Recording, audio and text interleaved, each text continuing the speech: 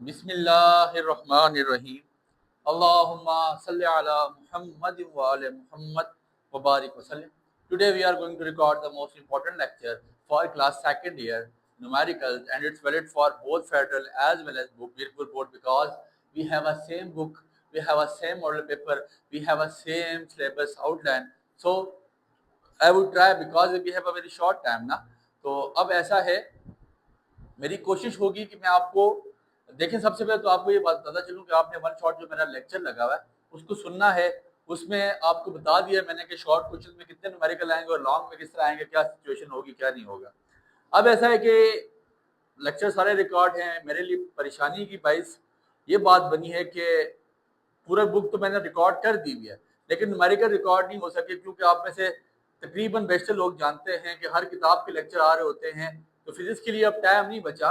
At the and I would try कि मैं सिर्फ वही न्यूमेरिकल दोनों बोर्ड्स के बच्चों को बताऊं जो न्यूमेरिकल इंपॉर्टेंट है, जो सेम कंसेप्ट है। फेडरल में तो पता है, फेडरल के बच्चे के लिए ये बात बिल्कुल, इसमें कोई दो राय नहीं है कि फेडरल की चीजें ऐसे लो बेस होंगी ज्यादा, मतलब मीरपुर से ज्यादा टाइट होती है।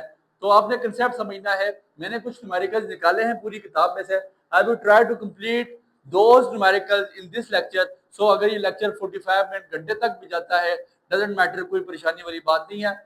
मैं कोशिश करूंगा एक एक न्यूमेरिकल की स्टेटमेंट पढ़ूं मोबाइल से और वहां से आपको सोल्यूशन करके बताता जाऊं। आपने मेरे साथ रहना है, सिर्फ उन्हीं न्यूमेरिकल्स को हम एट द एंड तक करेंगे। इसकी पीडीएफ बन चुकी है, आप में से बेशतर लोग जानते हैं और अल्लाह का शुक्र है इस टाइम एजुकेशन विद हमजा एक लीडिंग प्लेटफॉर्म है जो मोर देन 150,000 यानी कि 1.5 लाख से ज्यादा बच्चों की जिंदगियों में रोशनी भर रहा है और free of cost education provide कर रहा है। ग्रुप का लिंक डिस्क्रिप्शन में मौजूद है, एडमिन का स्टार्ट में नंबर आता है, मैसेज करें, हमजा फैमिली का हिस्सा बने और हर चीज फ्री ऑफ कॉस्ट हासिल करें। इसका पीडीएफ आपको भेज दिया जाएगा।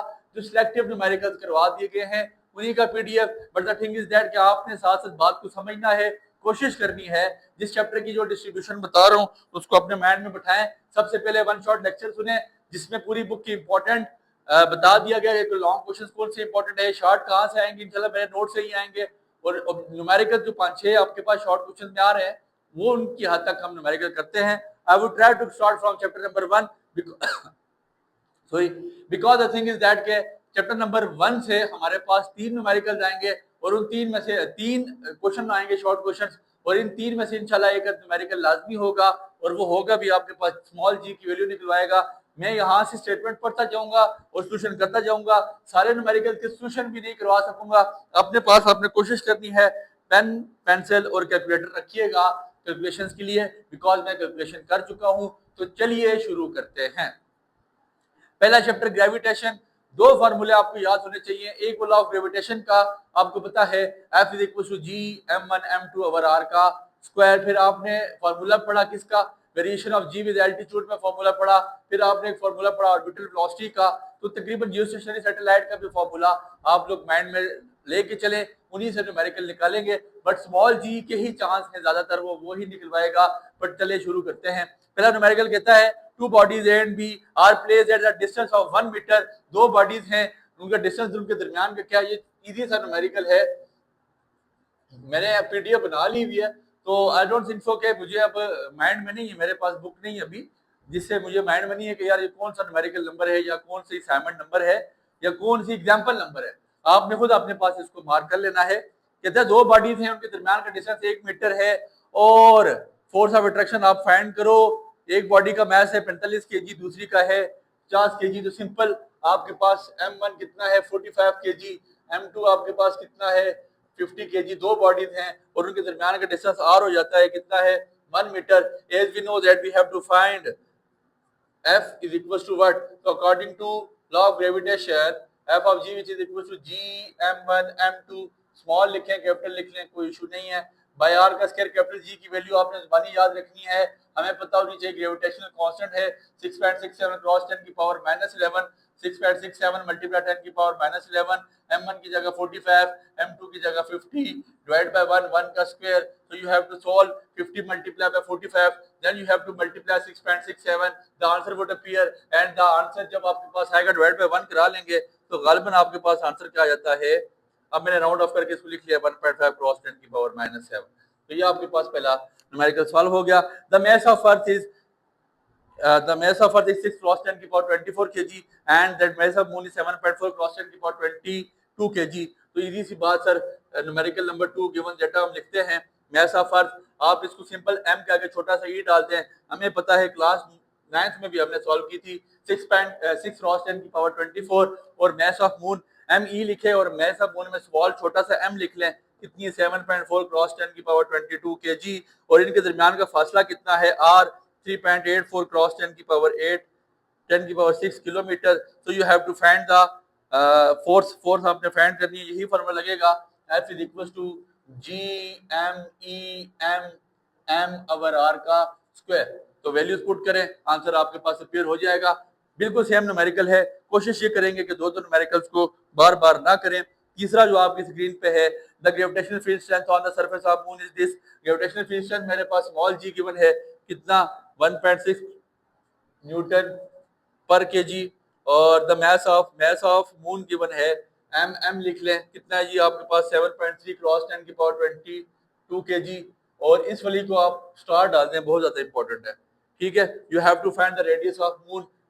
Radius of moon r is equal to what, as we note that, हम जानते हैं small g is equal to GM over r का कैपिटल R का स्क्वायर. कैपिटल R सामने चला जाएगा, r का square is equal to GM over small g multiply नीचे आके डिवाइड हो जाएगा. r का स्क्वायर कैपिटल G की वैल्यू 6.67 क्रॉस 10 की पावर -11. मास ऑफ मून की वैल्यू गिवन है 7.3 क्रॉस 10 की पावर 22 kg और स्मॉल g की वैल्यू गिवन है 1.6 न्यूटन पर केजी. अच्छा ये याद रखिएगा, कई बच्चे कह रहे होते हैं सर हमारा आंसर बुक के आंसर के साथ मीट नहीं हो रहा होता, तो बच्चे वो पावर्स को मल्टीप्लाई कराने लग जाते हैं. आप कोशिश ये किया करें कि आपकी जो सिंपल मल्टीप्लिकेशन है, डेसिमल्स की जो मल्टीप्लिकेशन है, उनको आपस में करवाएं, पावर्स को गठा अलग करवा लें. 6.67 को 7.3 से मल्टीप्लाई कराएं, डिवाइड बाय 1.6 कराएं, द आंसर वुड अपीयर. और पावर को 10 के 22 में से 11 निकाले तो आपके पास कितना बच जाता है, 11 ही बचता है. अब आपने उसमें क्या नाम है, वन होल में आंसर लिखना है, मतलब पॉइंट के बाद फर्स्ट डिजिट के बाद आपने पॉइंट लेके आना है, सिग्निफिकेंट फिगर आपने करना है. तो इसका मतलब है जो आपके पास आंसर आएगा वो इसके, अब देखें आर स्क्वायर तो नहीं निकालना, आर निकालना है ना. इसके ऊपर फिर हम क्या डाल देंगे, यही डाल दें, इसके ऊपर हम रूट डाल देंगे. रूट डालेंगे तो आपके पास आंसर आ जाएगा. The answer would be 1.74 cross 10 की power 6 metre. Your answer has been appeared. The fourth numerical would be what will be the value of gravitational field strength. फिर आपने स्मॉल g फाइंड करनी है और कैपिटल G की value आपके पास 6.67 cross 10 की power -11 होती है, ये मुझे पता है. और आपको गिवन क्या है जी, फील्ड स्ट्रेंथ 35,700 किलोमीटर. आपके पास हाइट गिवन है 35,700 किलोमीटर. ये फार्मूला GH मेरे पास फार्मूला होता है GME ओवर R का स्क्वायर. अभी हमने लिखा है, निकाल भी दिया है. तो हमने फाइंड क्या करना है, GH ही फाइंड करना है. कैपिटल G की वैल्यू 6.67 क्रॉस 10 की पावर -11. बार बार चीजें नहीं लिखी जा रही, कोशिश कीजिए याद रखें. मास ऑफ अर्थ 6 क्रॉस 10 की पावर 24 ही होता है और डिवाइड बाय आपके पास अब स्मॉल r आ गया. ये एक फार्मूला आपने याद रखना है, small r is equal to radius of earth plus आपके पास जो आपके उसने दिया है डिस्टेंस गिवन है हाइट. तो 6.4 क्रॉस 10 की पावर, ये भी वैल्यू बनी याद करने वाली है. 6.4 क्रॉस 10 की पावर आपके पास 6 आ जाता है और 3.57 क्रॉस 10 की पावर 7. इन दोनों को प्लस कराएं, आपके पास r की वैल्यू निकल आ जाएगी. मेरे ख्याल से वो क्या ही है 4.2 क्रॉस 10 की पावर 7 का whole square. So you have to multiply 6 cross 6.67, then your answer would appear. 4.2 का स्क्वायर लेंगे तो ये 17 पॉइंट कुछ आ जाएगा. मल्टीप्लाई करा के डिवाइड कराएंगे और फिर पावर को सिंप्लीफाई करेंगे, आपके पास आंसर अपीयर हो जाएगा. ठीक है, ये जिसको सोल्यूशन आपके पास हुआ वो आ जाएगा. फिर भी अगर किसी से ना हुआ देन वो मुझे कमेंट बॉक्स में पूछ सकता है, मैसेज कर सकता है. इंशाल्लाह I would try to reply, I would try to response. I don't think so कई चीजें मुश्किल हैं, हमें करनी पड़ेंगी और करनी भी चाहिए. अच्छा जी, the mass of sun is 1 point, mass of sun ms लिख लें छोटा सा. पांचवा न्यूमेरिकल कहता है मास ऑफ सन कितना जी 1.9 क्रॉस 10 की पावर 30 kg और and the radius of earth r given है कितना जी 1.5 क्रॉस 10 की power 11 metre. What is orbital velocity का फार्मूला बनी याद रख लें. v नॉट लिखते हैं या सिंपल v लिख लें. वेलोसिटी है GME ओवर r. ये छोटा सा मास ऑफ मून है यार, गिवन है आपके पास mass of sun, sorry ms लिख लीजिएगा यहाँ छोटा सा. GM/r² ही होता है वो, उसमें मुश्किल नहीं है, GM/r। ठीक हो गया, ठीक है। You have to multiply then divide and then you have to take under root. ठीक है, जो answer would appear, I don't think so कि मुझे इस पर ट्रैकिंग करनी चाहिए। अब यहाँ से आगे निकलते हैं। फिर calculate the height of the surface, इसमें भी फार्मूला चेंज नहीं हो रहा, ये सिंपल आपके पास कहाँ से फाइंड आउट हो रहा है। Calculate the height from the surface of the earth geostationary satellite. Geostationary satellite आपको बहुत इंपॉर्टेंट लॉन्ग है, इसको आप लॉन्ग के लिए भी तैयार करेंगे और इसका फार्मूला हमें पता है, GMT² आर का, सॉरी 4 पाई का स्क्वायर, आर क्यूब आता था तो आपको पता है एट द एंड हम क्यूब रूट लिया करते थे, तो यहाँ पे 1/3 ले लेंगे तो क्यूब रूट। फिर उसके अलावा क्या कहता है, calculate the height from the surface of earth in geostationary orbit. तो ऑर्बिट पीरियड कितना है जी, 86,400 आपके पास पूरे साल के सेकंड्स आपने निकाल लेने हैं।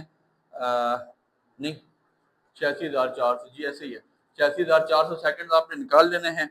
और फिर इसके बाद कैपिटल जी की वैल्यू भी गिवन है, आपको ज़बानी याद करनी है। कैपिटल वो टाइम आ जाएगा, कैपिटल एम की वैल्यू है आपके पास 6.6 क्रॉस 10 के बाद 24 में ऐसा अर्थ आ जाएगा। 4 भी कॉन्स्टेंट है, पाई की वैल्यू 3.14 डालें, पहले सिंप्लीफाई कर लें, स्क्वायर लें, देन आपके पास इसका आंसर आ जाएगा, कोई मुश्किल नहीं है। फिर इसके बाद what will be the value of small g, फिर दोबारा वही रिपीट हो रहा है, ये ऊपर हम करके आ चुके हैं। ये what will be the value of small G on exoplanet, a planet outside the solar system whose mass is 5 times than the earth। ठीक है जी, मैथ जिसका अर्थ के 5 गुना बराबर है, मतलब सिंपल मैथ को आप ऐसे लिख लेंगे 5 me, जो मैथ ऑफ अर्थ होगा उसको मल्टीप्लाई पे 5 करा देंगे, बाकी कोई इसमें रॉकेट साइंस नहीं है।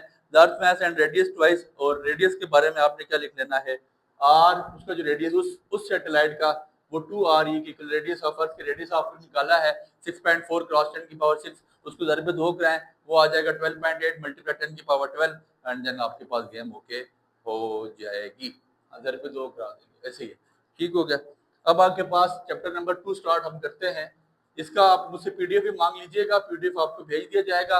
अभी देखें एक चैप्टर के न्यूमेरिकल एंड हुए हैं और आपके पास यहाँ पे 12 मिनट हो चुके हैं। तो मेरी कोशिश है मैं इसी लेक्चर में वाइंड अप कर लूँ, तो मेरे साथ रहिए, अपने पास कैलकुलेटर रखें, अपने पास फार्मूला रिकॉल रखें, उसके बगैर चीजें समझ नहीं आएंगी। The density of air, second chapter start कर रहे हैं, बहुत इंपॉर्टेंट टॉपिक, 2 ही टॉपिक, मतलब 4 टॉपिक्स में चैप्टर एंड है। हम प्रेशर ऑफ अ गैस बहुत important, root mean square value बहुत ज्यादा इंपॉर्टेंट, सर यहाँ से इंशाल्लाह न्यूमेरिकल लगेगा, दोनों बोर्ड्स को बता रहा हूँ, प्रेशर ऑफ अ गैस और रूट मीन स्क्वायर वैल्यू। बाकी वो वांडर वाल में भी न्यूमेरिकल नहीं लेके जा सकते और आइडियल नॉन आइडियल है तो उनमें न्यूमेरिकल बनते नहीं है। उसके अलावा वांडर वाल के आगे सारा चैप्टर आपको पता है फॉर्मेटिव है। ठीक है, क्या कहता है जी, the density of air rho आपके पास कितनी गिवन है, 1.29 kg पर metre cube at temperature 0 degree Celsius, temperature 0 degree Celsius आपको पता है फ़ारेनहाइट में, उसमें केल्विन में होना चाहिए, तो 0 डिग्री आपके 270 केल्विन होता है। The root mean square with velocity of the molecule is 484 metre पर सेकंड, आरएमएस कितनी है इसकी, 484 मीटर पर सेकंड। और आपने क्या फाइंड आउट करना है, आपने टेम्परेचर फाइंड आउट करना है। हमने पढ़ा था P is equal to 1/3 rho M, sorry rho V का स्क्वायर, एम की तरफ से आगे रो वी का स्क्वायर, 1/3 रो की जगह 1.29 डालते हैं, वी आपके पास कितना आ गया है 484। ठीक हो गया, 484 का स्क्वायर। तो बस यहाँ पे टेम्परेचर का प्रेशर फैक्टर उसने आपको सिंपल बदल करने के लिए दिया है, तो उसकी यहाँ पे इन्वॉल्वमेंट नहीं है। Calculate the average transitional kinetic energy of the gas molecule. Average transitional energy के लिए फार्मूला मेरे पास है, काइनेटिक एनर्जी आपने निकाला था 3 kT आवर, आपके पास 2 आ जाता है। यहाँ पे हमारे पास टेम्परेचर गिवन है 220 केल्विन, ऑलरेडी केल्विन में गिवन है, और के कांस्टेंट याद रखिएगा 1.38 मल्टीप्लाई 10 की पावर -23, आपको के की वैल्यू ज़बानी याद कराई थी, बोल्ट्जमैन कांस्टेंट बहुत ज़्यादा इंपॉर्टेंट है। कैलकुलेट द आरएमएस स्पीड, फिर दोबारा वही फार्मूला लग गया है। ठीक है, calculate the RMS speed of oxygen in air, बहुत ज़्यादा इंपॉर्टेंट है ये, बहुत ही ज्यादा important, RMS speed of oxygen in air at the standard temperature. Standard temperature आपके पास टी कितना होता है 0 डिग्री सेल्सियस, इसको हम 273 केल्विन लिख सकते हैं। और फिर इसके बाद आपके पास कितना गिवन है स्टैंडर्ड प्रेशर, स्टैंडर्ड प्रेशर आपके पास 1.01 मल्टीप्लाई 10 की पावर 5 पास्कल होता है, या मल्टीप्लाई 10 की पावर अगर 2 लिखते हैं तो किलो पास्कल लिख लीजिएगा। और बाकी आपके पास क्या गिवन है, मोलर मास ऑफ ऑक्सीजन, आपको पता है ऑक्सीजन फ्री स्टेट में नहीं पाया जाता, आपके पास O2 होता है तो 16 × 2 32 आ जाएगा, 32 इसका मोलर मैस आ जाएगा। तो मैस इसका निकालने के लिए हम क्या करेंगे, इसके मोलर मैस को हम डिवाइड करा देंगे किसके साथ, अवोगाड्रो नंबर के साथ, 6.02 क्रॉस 10⁻23। तो आपके पास आंसर 5.3 आ जाएगा। और बस वैल्यू फिर पुट कर देंगे इस फार्मूले में, इसकी वैल्यू यहाँ पे पुट कर देते हैं, VRMS is equal to √of 3kT/m, मेरे ख्याल से यही है। ठीक हो गया, इसी में पुट होगी आपका आंसर आ जाएगा। फिर इसके बाद the 4 molecule of gas having the speed of 2 km/s, 4 km and 8 km/s, तीन वो हैं V12 V2 आपके पास कितना है 6 किलोमीटर, नहीं सॉरी पहला आपके पास 2 है, V2 आपके पास 4 है और V3 6 है, V4 आपके पास कितना है 8 km/s। तो वी एवरेज आपने कैसे निकालते हैं, V1 + V2 + V3 + V4 divide by average के लिए 4 हो जाएगा। जमा करेंगे 2 4 6 6 12 12 8 20 20 divide by 4 which is equal to 5। ये 5 km/s आपके पास आ जाएगी। तो VRMS का फार्मूला हमें रूट मीन स्क्वायर में बड़ी अच्छी तरह समझ आया हुआ है। बहुत इंपॉर्टेंट टॉपिक है sir root mean square value. और मैं कहता हूँ यहाँ से उसको न्यूमेरिकल में जाना चाहिए, V1 का स्क्वायर + V2 का स्क्वायर + V3 का स्क्वायर + V4 का स्क्वायर, ये अप टू सो ऑन आपके पास Vx तक जाता है।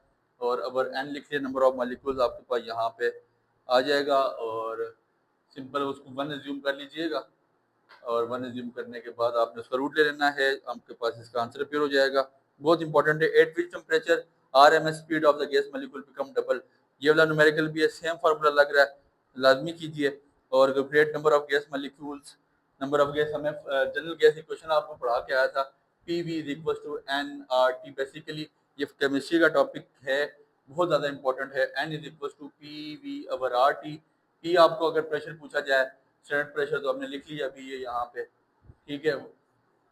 फिर इसके बाद आपके पास क्या ये लिखा है और फिर इसके बाद V की वैल्यू वॉल्यूम आपके पास स्टैंडर्ड उसने बोल दिया तो स्टैंडर्ड उसने यहाँ पे 1 लिख लेना है। K आपके पास बोल्टमैन कांस्टेंट है 1.38 और उसकी टेम्परेचर रेडी उसने स्टैंडर्ड दिया 0 डिग्री सेल्सियस होता है, उसको कन्वर्ट कर लेंगे 270 में। बहुत ज़्यादा इंपॉर्टेंट है बच्चे, मेरी ट्राई है कि मैं इसको ख़त्म करूँ एक ही लेक्चर में। सो आपको चलना पड़ेगा, इसका PDF आपको मिल जाएगा। फिर भी बता रहा हूँ किसी को कोई प्रॉब्लम हुआ मुझसे पूछ ले, बिकॉज आज मेरे ख्याल से 8th of May है और 14 से फेडरल के पेपर स्टार्ट हैं, 20 से मीरपुर के स्टार्ट है। We have very short time, I don't have a time के मैं इनको सेपरेटली रिकॉर्ड कर सकूं, अलग-अलग कर सकूं। मुझे यकीन है आपको बात समझ आएगी। वैसे भी हमारे न्यूमेरिकल का टॉपिक जो है तकरीबन शॉर्ट में ही कवर हो रहा है, तो इंशाल्लाह हो जाएगा। फिर भी किसी को प्रॉब्लम परेशानी होती है तो सर मैं हूँ ना, ठीक है, मैं आपकी खातिर हूँ, इधर ही हूँ इंशाल्लाह। फिर इसके बाद चैप्टर नंबर 3 स्टार्ट करते हैं, simple harmonic motion. The amplitude of the motion of the mass attached to the spring is 2.48, amplitude given है, ठीक है जी। और कितना है आपके पास 2.x0 लिख लीजिएगा 2.48, well maximum speed velocity given है कितनी 4.36। What is the period of the motion, हमें फार्मूला पड़ा V0 is equal to x0 omega, omega circle आपके पास वेलोसिटी होती है, ओमेगा किसकी इक्वल आ जाएगी 2 ठीक है। तो यहाँ पे सारी वैल्यूज आपके पास गिवन ऑलरेडी हैं, लेकिन टी आपने फाइंड आउट करना है, क्या कहते हैं what is the period of the motion. तो टी इज इक्वल टू ये सब में जाके नीचे आके डिवाइड हो जाएगा 2 और साथ आपके पास x0 लगा है, तो ये आपके पास यहाँ पे ओमेगा की वैल्यू डालेंगे x0 आ जाएगा। तो 2 इंटू टी की जगह आपके पास पाई की जगह 3.14 है, x0 की वैल्यू 2.48 है, V0 की 4.36 है। You have to multiply and then divide, your answer your time period would appear. फिर इसके बाद न्यूमेरिकल नंबर सेकंड है, a mass of 8 kg is attached to spring and oscillate with the amplitude of 0.25 metre. mass given है, amplitude given है, frequency given है 0.6। Find क्या कहते हैं जी, एनर्जी ऑफ द मोशन।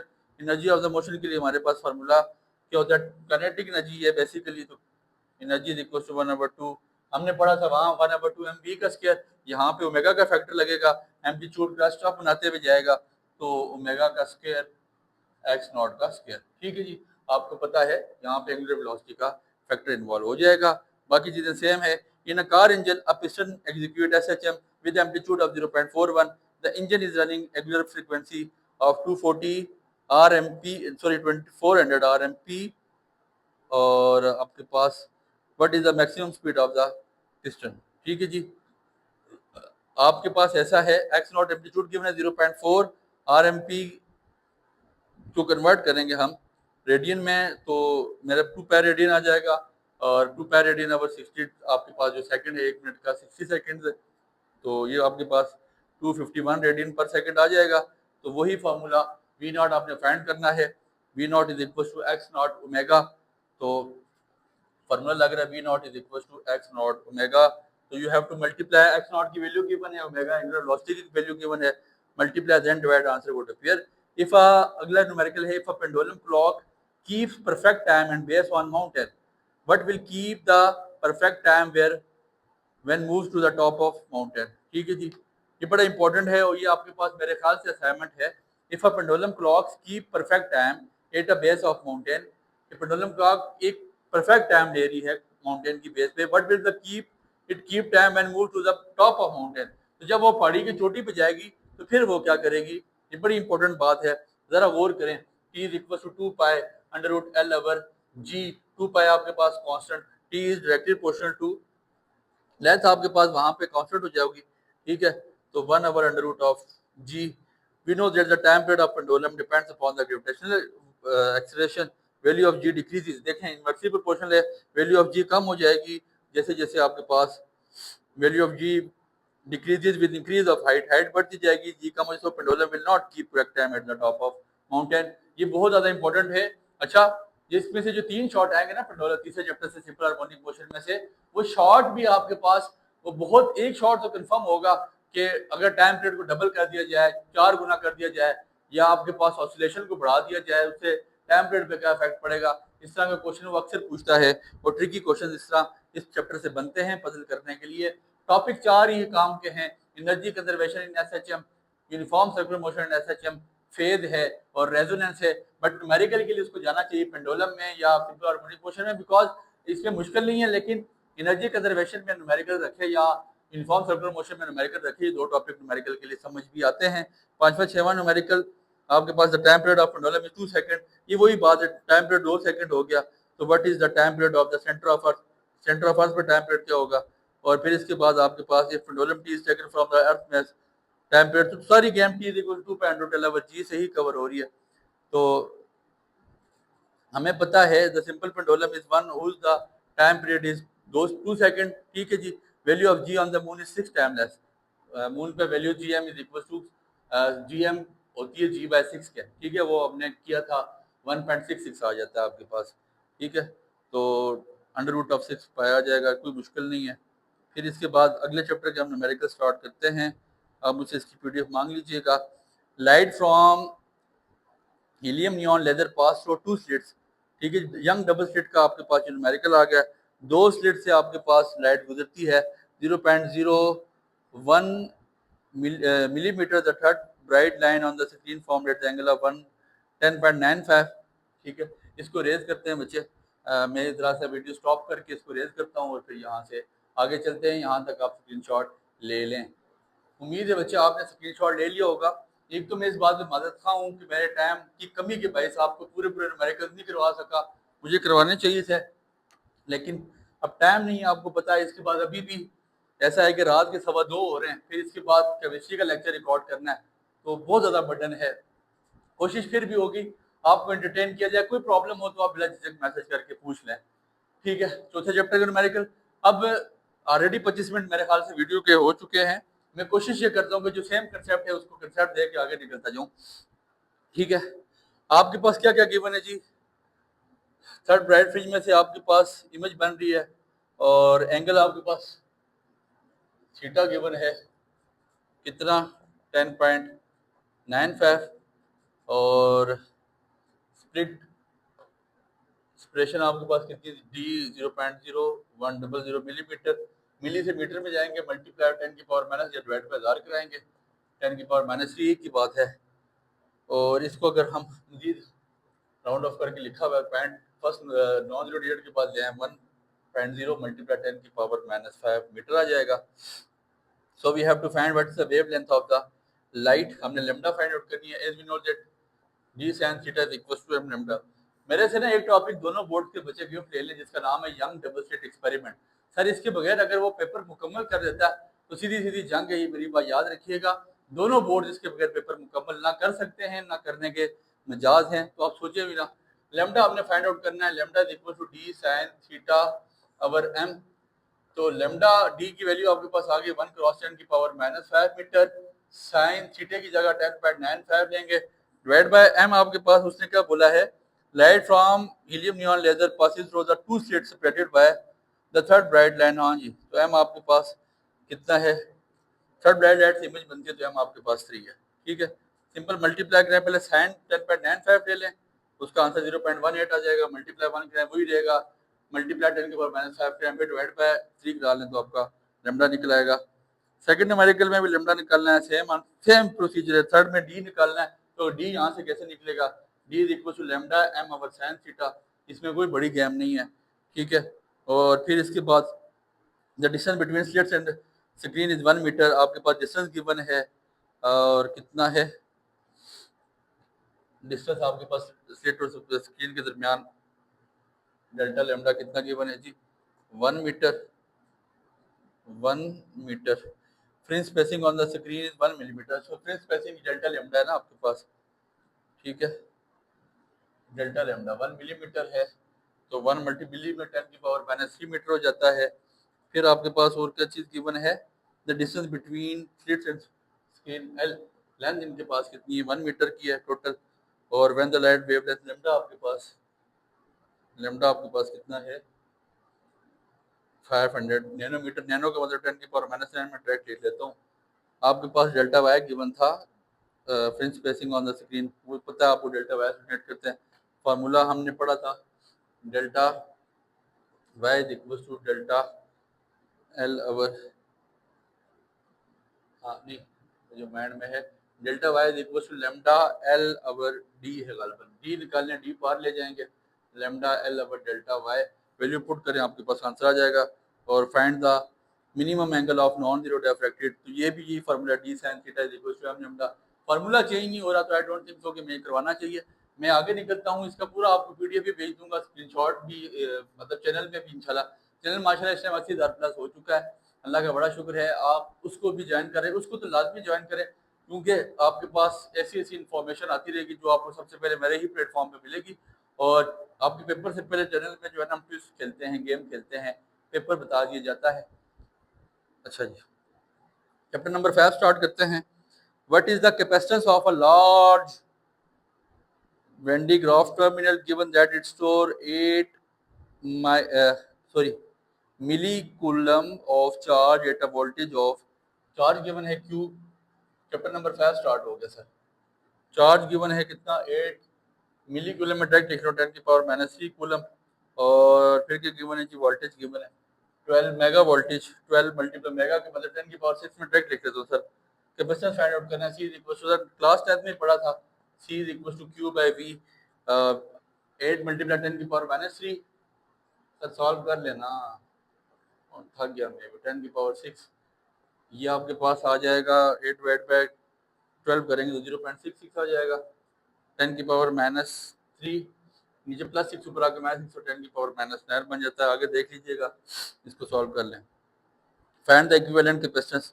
अच्छा, सीरीज पैरेलल कॉम्बिनेशन के फार्मूले ये तो हमने क्लास 10 में पढ़े थे, C equivalent is equal C1 + C2, और अगर पैरेलल की बात आएगी तो 1/C equivalent is equal to 1/C1। अगर दो कैपेसिटर लगे हुए, अगर नंबर ऑफ कैपेसिटर है तो आपको पता है फिर C3 + C4 + up to Cn तक बात जाती है।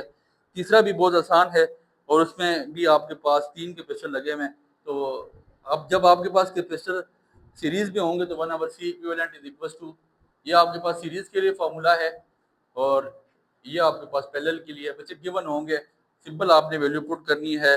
और जो पैरेलल वाला होगा तो उसमें थोड़ा सी ट्रिकनेस होगी कि वहाँ पे आपने नीचे एलसीएम लेके फिर ऊपर चीज़ों को मल्टीप्लाई प्लस करना है, यहाँ पे ये नहीं होगा, जो पैरेलल उसमें लगे हुए हैं वो सिंपल सिंपल आपके पास प्लस हो जाएंगे। हाँ, एनर्जी स्टोर इन कैपेसिटर का एक फार्मूला है, एनर्जी स्टोर यू किसकी इक्वल होता है, सी वी का स्क्वायर, कैपेसिटेंस भी गिवन होगी, वोल्टेज भी गिवन होगी, वैल्यू पुट करेंगे आंसर आ जाएगा।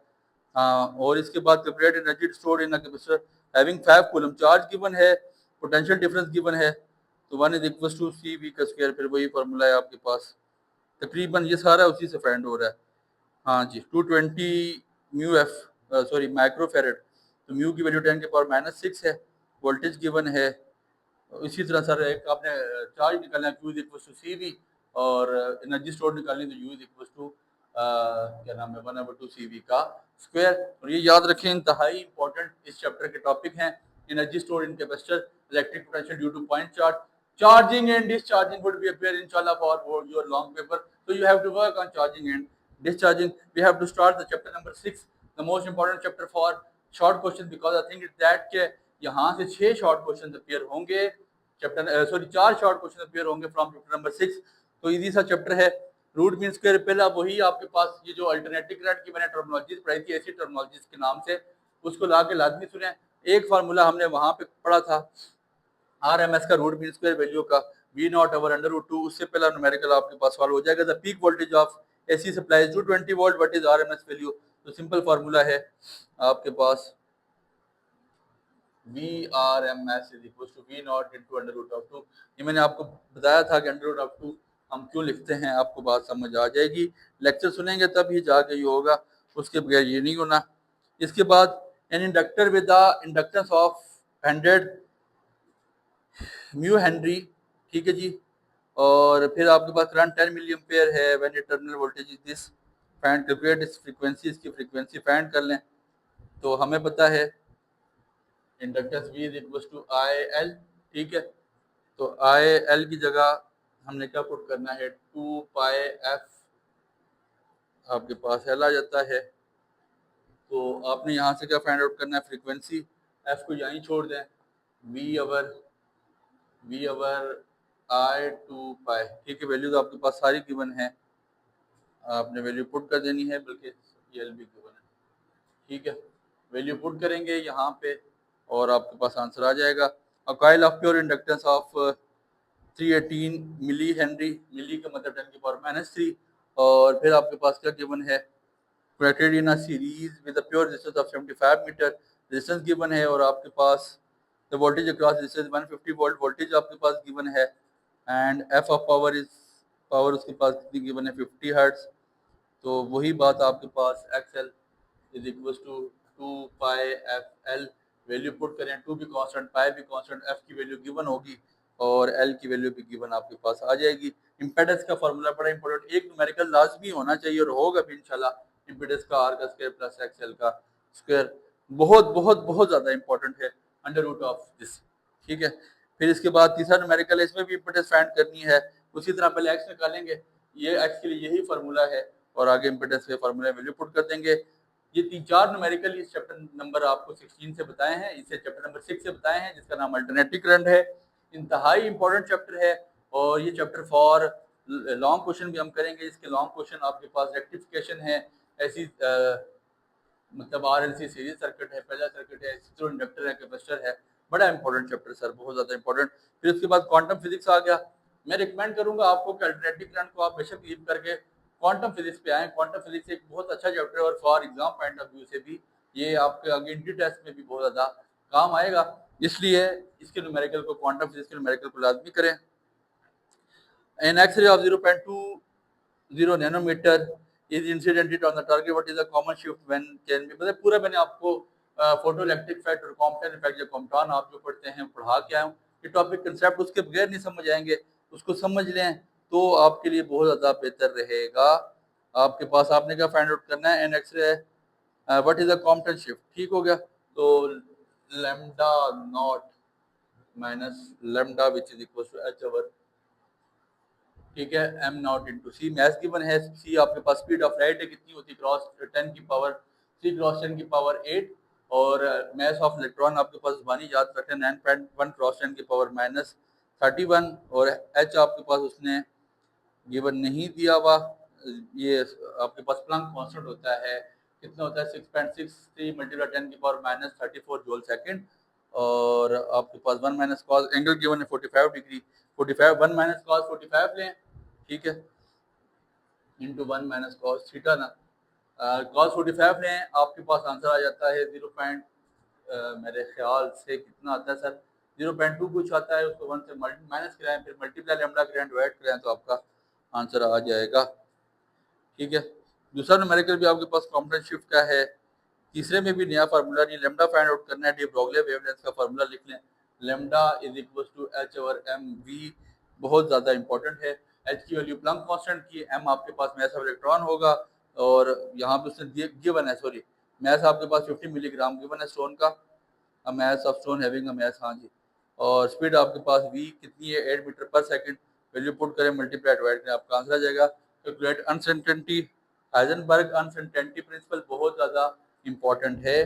35 मिनट भी हो चुके हैं। अच्छा, तो ऐसा करते हैं, Heisenberg calculate uncertainty in momentum, so electron of uncertainty position is 1 cross 1 angstrom, आपके पास कितना है 10 की पावर 1 एंगस्ट्रॉम आपके पास 10 की पावर -10 मीटर आता है, और हमें क्या गिवन है डेल्टा एक्स। ये टॉपिक समझेंगे, बहुत इंपॉर्टेंट टॉपिक है सर। ये टॉपिक जब तक नहीं समझ आएगा, इसका न्यूमेरिकल आपको नहीं समझ आता कि ये कैसे आपके पास वैल्यू आई है।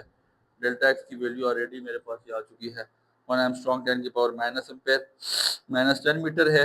तो आपने क्या फाइंड आउट करना है, uncertainty, delta P H over 2 pi delta x, ठीक है। ये फार्मूला आपके पास यहाँ पे चलेगा।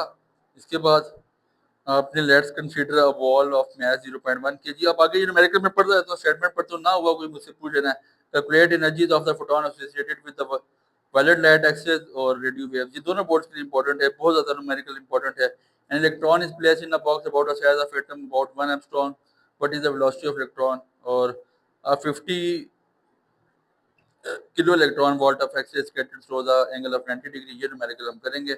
इसके बाद न्यूक्लियर फिजिक्स है, न्यूमेरिकल इसमें आपको करने चाहिए, बट मैं समझता हूँ कि अगर आपके पास, अगर आप ना देखें, मिसाल के तौर पे फर्ज करते हैं, अगर हम ये न्यूमेरिकल अच्छी तरह लेके चले जाएं, कौन से चैप्टर नंबर 1, 2, 4 और 6, इनके न्यूमेरिकल हम अच्छे से लेके चले जाएं तो 4 न्यूमेरिकल हमारे निकल जाएंगे और न्यूमेरिकल ब्रीच भी नहीं हो रहा। अगर कोई बोल रहा जी हमें सबसे सर अभी इस टाइम टाइम नहीं है ना, हमसे सारे न्यूमेरिकल होते हैं, तो मैं उसको ये रिकमेंड करूंगा नहीं, न्यूमेरिकल को आप फॉर शॉर्ट और लॉन्ग देख लें। न्यूक्लियर फिजिक्स के न्यूमेरिकल पढ़ देता हूँ, ना करें तो बेहतर है।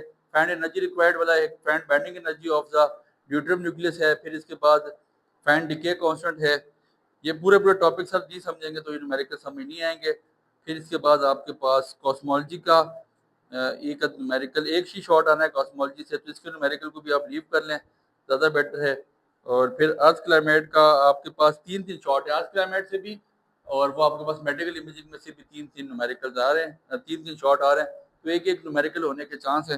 टोटल 5 से 6 न्यूमेरिकल होंगे, इसलिए सारे चैप्टर के बेशक ना करें, जिसने पहले ये 4 चैप्टर्स के न्यूमेरिकल कर ले, या जो कहता है सर हमें बाकी भी बताएं हम करना चाहते हैं, तो उसके लिए यही है कि पीडीएफ भेज दी जाएगी, उसमें न्यूमेरिकल मैंने फुल सॉल्व करवाया मैं। लेकिन आपको मैं रिकमेंड करूंगा कि आप क्या कर लें कि चैप्टर नंबर 1, 2, 4, 1, 2, 3, 4 और 6 कर लें, बस ये 5 चैप्टर कर लें, इसके अलावा ना करें, और वही न्यूमेरिकल करें जो आपको बताए गए हैं। इन न्यूमेरिकल में फिर भी मुझे इस चीज़ का इदराक है, मैंने बहुत तेजी में पढ़ाया, बहुत सारे बच्चे नहीं समझ पाए होंगे, लेकिन ऐसा है टाइम शॉर्ट है, टाइम की किल्लत की बाइस ये काम करना पड़ा। द थिंग इज दैट कि फिर भी किसी को परेशानी हो, मैं हाजिर हूँ, एट अ टाइम हाजिर हूँ, पीडीएफ भेजूंगा, उससे बहुत आसानी से सॉल्व कराए गए। फिर भी ना हुआ मैसेज करें, इंशाल्लाह आपको कंसेप्ट समझाया जाएगा, और टॉपिक समझेंगे तो ही कंसेप्ट समझ आना है, इसलिए कोशिश करें इनके टॉपिक समझे, दुआ में याद रखें। अल्लाह ने के बाद